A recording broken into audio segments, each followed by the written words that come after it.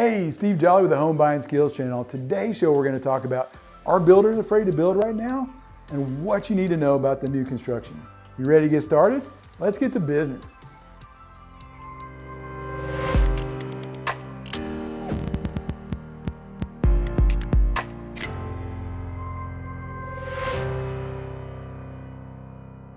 Since we're talking about new construction today, I want to talk about one of the things that's happened over the last few months that's been a big change to the market, and that is a decrease in building new homes.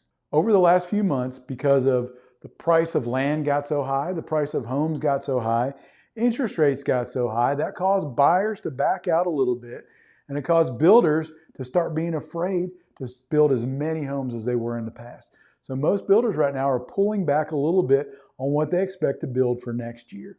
And I'll give you a good example. D.R. Horton, the nation's largest home builder, saw their cancellation rate jump 24% when their third quarter ended in June of 2022. So their cancellation rate, which means that a buyer put a home under contract, they built it, but before they could close, the buyer canceled that contract. Their cancellation rate jumped 24%. Now, some of that was due to buyers that got financing pre-approvals before the interest rates got up, and then when the interest rate shot up 2 or 3%, they could no longer afford those properties. So that's some of the case, but other cases, buyers just got cold feet and walked away from the homes. So the demand for new homes has fallen a bit, and the inventory has grown a little bit, and that's why builders are a little bit afraid of moving forward. Let's talk a little bit about housing starts. And so year over year, if you look at housing starts all the way through the end of June, and you look at that same time period of last year, housing starts are down 15% from where they were last year. So I think the builders already had in their mind, they knew this was coming based on the way the inflation was running in 2021. They knew how that was going to translate in 2022 and 2023. And so they decided to pull back a little bit early because builders really got burnt during the Great Recession. They were holding all the cards when everything collapsed, and their life changed because people didn't really buy new homes for a long time. And at least in Nashville, we went 5 years of hardly building any new homes at all. And then the next 5 years, we were way under building to what the market really needed. And that's why we're in the condition where we are in now. And that's why we need to continue building. But it's going to be difficult because builders are pulling back. The banks that lend them the money are being a little bit cautious too. So we need to keep all that in mind, especially if you're searching for a new construction home. You may want to start now instead of later because there's more inventory now, and it may be that way than there will be sometime next year. You also have to keep in mind when we're comparing back to 2021, that was the greatest real estate market in the history of the world. It's going to be hard to compete against that. It's going to be hard to compare against that. So just keep that in mind. 2022 is not 2021, but that doesn't mean this is a bad year. Now, a housing market research company named Zonda, they surveyed tons of home builders across the country. And one of the things they discovered that 87% of home builders said they were going to build fewer homes in 2023 than they were going to build in 2022. So I think across the board, we're going to see fewer homes next year.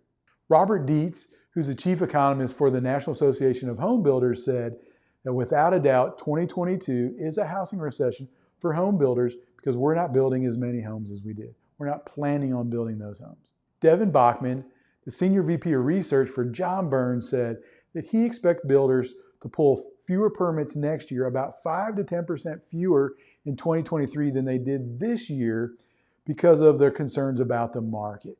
Now that's problematic, but that's not a huge concern. That's not the end of the world. Now here's the good news in all this pulling back on production. That means that home sellers that are trying to sell a home in an area that's flooded with new construction are going to have an easier time doing it. It's really hard to compete with new construction homes when you have a resale. A lot of times, especially if they're in the same price range, people just prefer new homes for whatever reason over a resale. Most people do that, so they will pay a little bit more to live in a brand new home than they will in a resale. So you might have to adjust your prices accordingly. But if the number of new homes decreases, this may help out home sellers in those areas. Now, since we know home builders are planning to decrease their inventory next year, why are they doing that? Well, that's really in response to a decrease in sales that they started seeing as soon as the interest rates started going back up. And it's really started even before that. It started a little bit before that as prices accelerated. When prices got so high, a lot of buyers just pulled out of the market and decided to sit on the sidelines until things got a little bit more normal in their eyes. Now, according to a recent article in Fortune magazine, sales of new construction homes year over year are down 17.4% across the nation. And that matches up pretty closely with the builders who are going to build about 15% less homes next year. So I think they're trying to match the inventory to the demand, and hopefully they can do that. And that will make the market flow better. It'll make their jobs easier. It'll make it better for everyone, whether you're a home buyer or a home seller or a builder. If you look at recent data from the Department of Housing and Urban Development or even the U.S. Census Bureau, it'll show you that we had a huge decrease from June to July in new construction sales. It dropped about 12%. And they say year over year, new construction sales are down about 29.6%, which is huge. I don't think that's happening here in Nashville or other areas that are super hot. That may be happening in isolated areas. I think Nashville is more like the numbers that we got earlier, down about 10 to 15%. And I would expect to see the same in other hot markets across the nation. Looking straight at data from Nashville, new home sales from June to July fell 14.8%. Now let's talk about housing starts, and that's usually when they pull a permit to start building on the home. That's how those are measured. Now the St. Louis Federal Reserve took a look at housing starts from June 2022 to July, and what they found is new housing starts fell about 10%. So we're starting to see that put into process. I think you'll see it accelerate a little bit more until the demand and supply get a little bit more balanced, and then they'll start building as the need arises. So why is all this happening? If we need more homes, why are builders not building more new homes? And here's why. For the first thing, rising prices. Prices shot up so high. It priced a lot of people out of the market, which really decreased the demand for homes. And with the decreased demand, they can't keep building at that same rate. They have to slow down to match that, or otherwise they're going to have homes sitting around that aren't going to be worth as much because they're vacant. Another reason why is the growing inventory. If they see their stock of homes that are completed and not yet purchased growing, that scares a builder because the bank expects as soon as they finish that home to close it within a certain amount of time so the bank can get their money back that they loaned to build the home, and that so the builder can collect their profit and borrow money again to build the next home. And this growing inventory reminds them of the Great Recession. And they still have a lot of fear of that in their minds.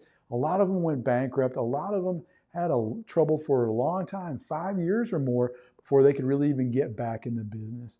So the Great Recession and this growing inventory is always stuck in the back of their mind. The increase in interest rates hurts affordability, puts some buyers on the sideline, forced some buyers to cancel contracts that they already had on new construction homes.